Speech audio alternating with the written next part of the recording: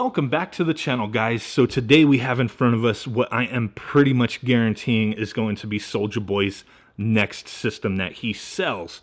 Why do I say that? Well, because the retro arcade here, the RS-07, is in the same line of gaming systems as the two handhelds that he has sold and made. So maybe Soulja Tech designed this and other companies stole it and put it out beforehand, but watch. This thing will go on sale on SouljaWatch.com, guaranteed. But I've been sitting on this one for a little while, played with it, didn't really like it. It kind of annoyed me because I couldn't configure my buttons. Kind of plays very similar to the little horizontal handheld that we messed with on the channel, and I just really didn't dig it. Now, a fellow YouTuber, DJ Emergency, he showed me how he had reconfigured his, put some custom firmware on there, and got everything solid. So that's why I want to take a look at this today. So when this thing was announced, pretty much what it was a clone of the Neo Geo Mini. And I kind of laughed at it at first, but a lot of people seem to be digging the retro arcade. It goes for about $100, which kind of baffled me because it's a very similar price to the Neo Geo Mini, but a lot of people say it plays the games better and it just functions better. But like I said, my immediate impressions with it, I just didn't really care for it. One of the reasons is it uses composite output, does not use HDMI, so if you want to plug this into your TV, good luck. Comes with a couple controllers, these little mini-ass baby hand controllers.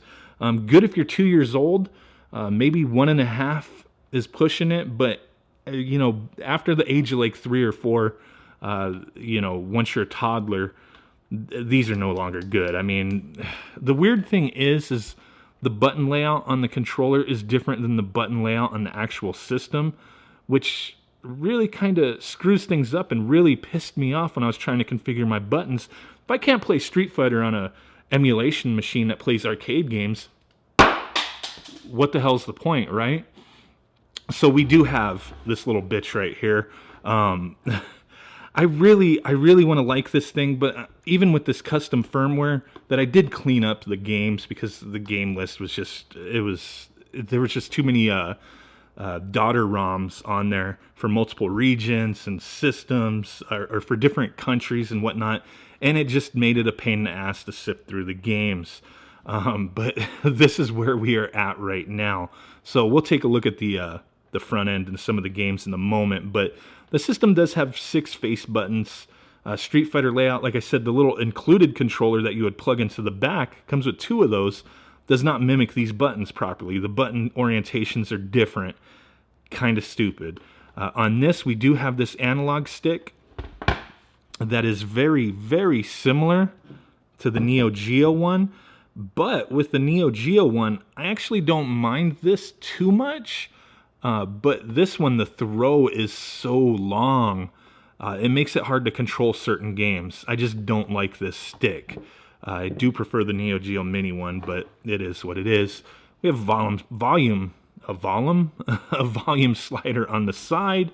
On the back, we do have the USBs for the controllers.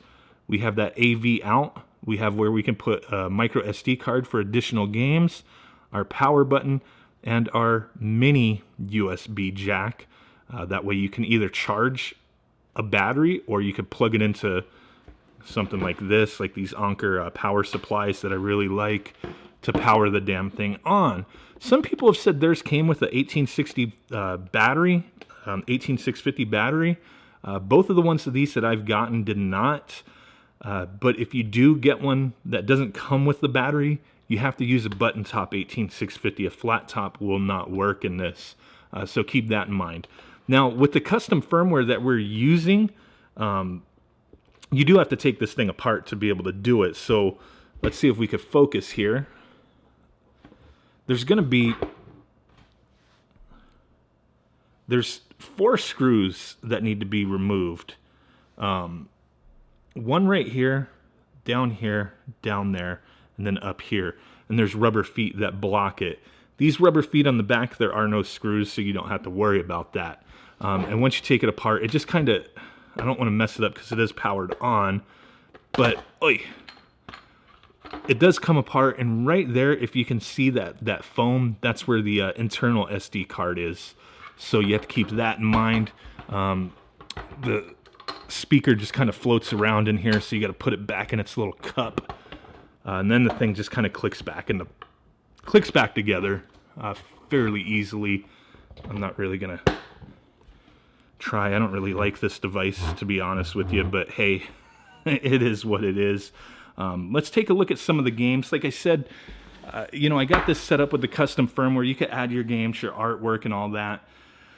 And it does work out nicely, but I just have some issues with some of it. The controls I don't like. If you're playing with this custom firmware, the external controllers, the little baby hand controllers, you can't use them. I don't know if that'll be fixed down the line. But we do have a bunch of systems on here, which I don't typically play consoles and handheld games on a system like this. I would play arcade games. So let's take a look at what we have in there. Going in here, if you have your box art, whatnot set up, it should show up.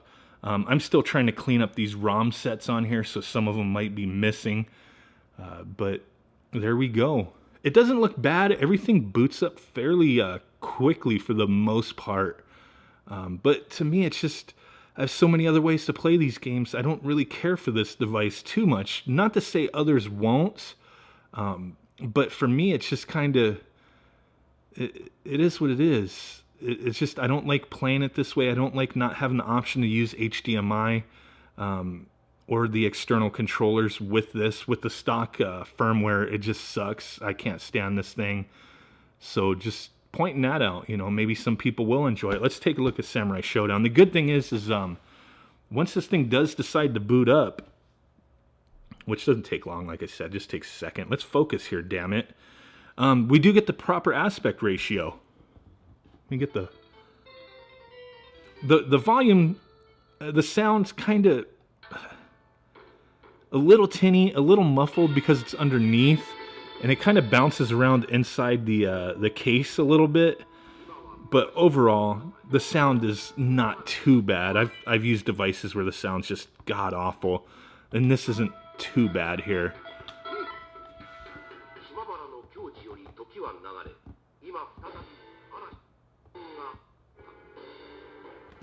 Trying to adjust the volume. As you see, it does play and look good. It's just I don't like this. I don't like this stick, man. And then if you're trying to play, well, I'll show you in a second. I'll show you guys in a second here, but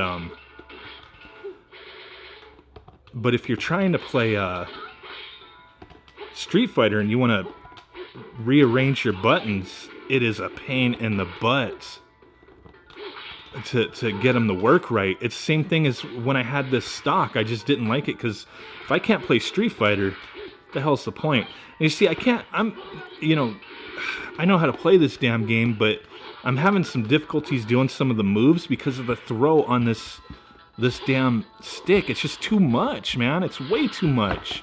So if we hit select and start, we do get some options here. We can continue, we can key config, load state, save state, reset, and exit. And it says press B to return, but they're backwards.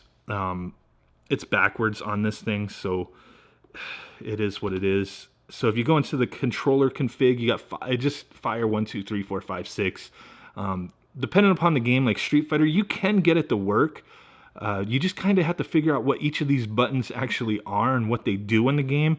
Maybe write them down and then remap them accordingly to how you want. It's a pain in the butt, man.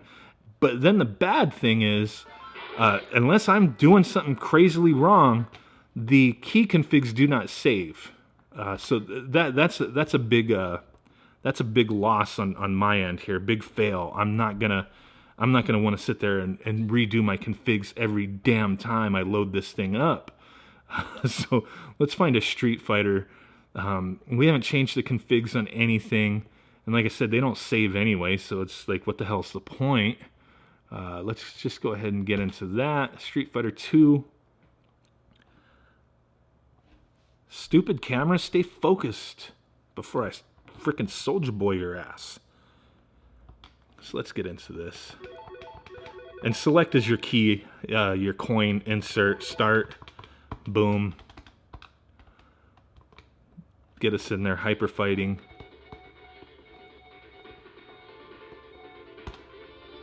Not too bad.